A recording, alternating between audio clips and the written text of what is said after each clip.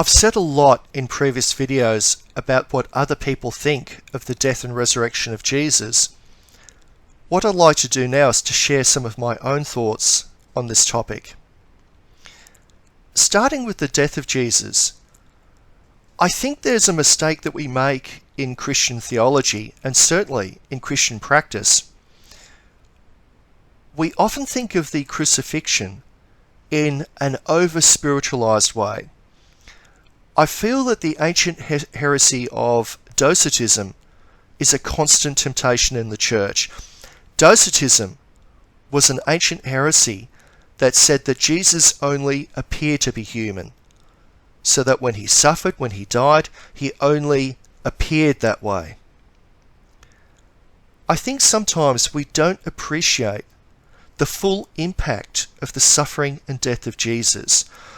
Perhaps we don't think of Jesus as suffering that much.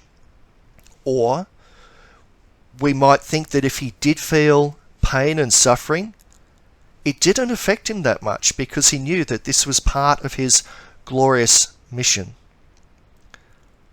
The reality, though, is that Jesus didn't just die. Jesus was crucified. Crucifixion was absolutely horrible. I recall the statement of Cicero, the great Roman writer. He stated that crucifixion was such a degrading and humiliating event that, and I quote here, "The idea of the cross should never come near the bodies of Roman citizens. It should never pass through their thoughts, eyes, or ears." Crucifixion was so horrible, it was so vulgar, that it was something that should not be mentioned in polite company. So Jesus suffered a crude, vulgar, torturous death. Crucifixion was such a horrible way to die that it was not permitted to crucify a Roman citizen.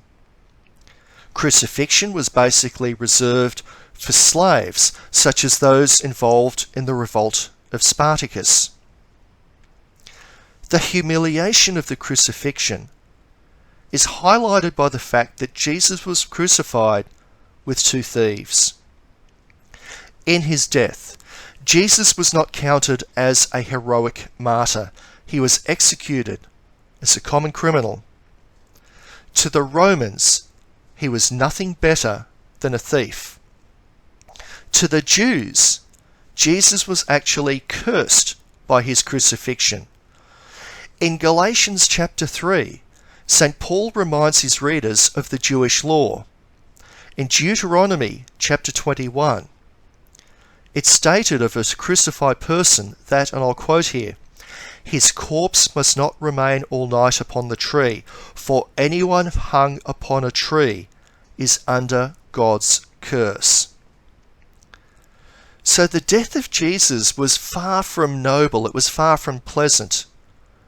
It was something that saw him degraded in the eyes of the Romans and cursed to his own people.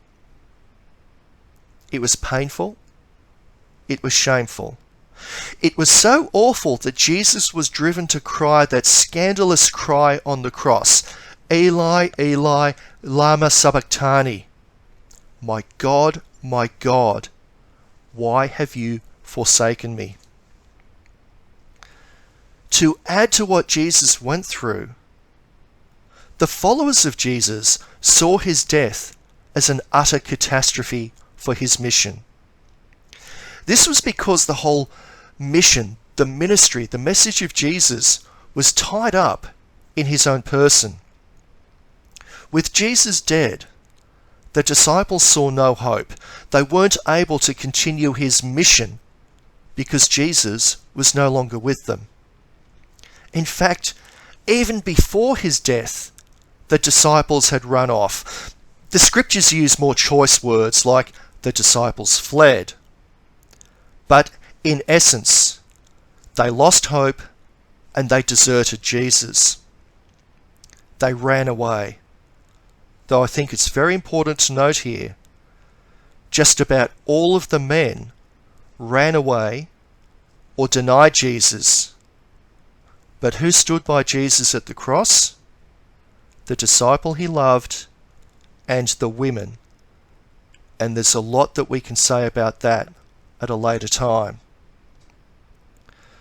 So, I don't think we can really appreciate the death and the resurrection of Jesus if we don't appreciate the utter catastrophe, the scandal, the accursedness of the event. It was horrible. There is, if we take the scriptures seriously, if we take the story of Jesus seriously, there is no way of sugarcoating it. However, in the face of all that evil and humiliation, there were contrary signs. Despite the pain, the torture, and the shame, despite the gross evil that was done, we still find Jesus loving people. He asked his Father to forgive those who were crucifying him. He said, "Father, forgive them. They know not what they do." He forgave the repentant thief and promised him a place in paradise. We have the very moving scene of Jesus giving his mother to John as mother to son. And even in the cry, my God, why have you forsaken me?" we find that Jesus was crying out the first line of a psalm that later went on to declare faith and hope in God. So against this horror, against this catastrophe, there were contrary signs. Against evil, torture, and wickedness, we find love and hope and forgiveness. But none of those positive signs can be understood fully unless we turn to the resurrection. We'll cover that in the next video.